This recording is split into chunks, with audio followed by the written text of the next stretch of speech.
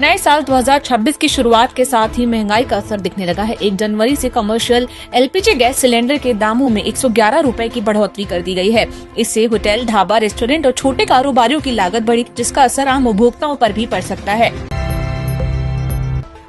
Car खरीदने की योजना बना रहे लोगों को अब ज्यादा कीमत चुकानी होगी। हुंडई मोटर इंडिया ने 1 जनवरी 2026 से अपने सभी वाहनों की कीमत में औसतन 0.6% की बढ़ोतरी का ऐलान किया है।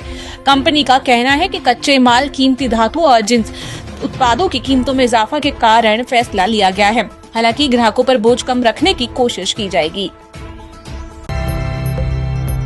केंद्र सरकार ने 8वें वेतन आयोग को लागू करने का ऐलान कर दिया है। हालांकि अभी इसकी स्पष्ट समय सीमा नहीं बताई गई है, लेकिन माना जा रहा है कि जनवरी 2026 से प्रभावी हो सकता है। इससे केंद्रीय कर्मचारियों और पेंशनर्स को वेतन और भत्तों में बढ़ोतरी की उम्मीद है।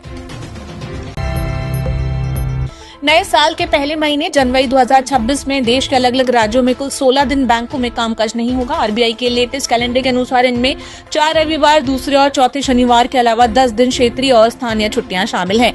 बैंक से जुड़े जरूरी काम पहले ही निपटाने की सलाह दी गई है। साल 2026 के पहले कारोबारी दिन शेयर बाजार हरे निशान में खुला। सेंसेक्स करीब 150 अंकों की बढ़त के साथ 85,350 के ऊपर कारोबार कर रहा है, जबकि निफ्टी 50 अंकों की तेजी के साथ 26,170 के स्तर पर है। एनएसई में मीडिया, ऑटो और मेटल सेक्टर के शेयरों में तेजी देखने को मिली, जबकि एफएमसीजी, फार्मा और बैंकिंग शेयरों में गिरावट दर्ज की गई है।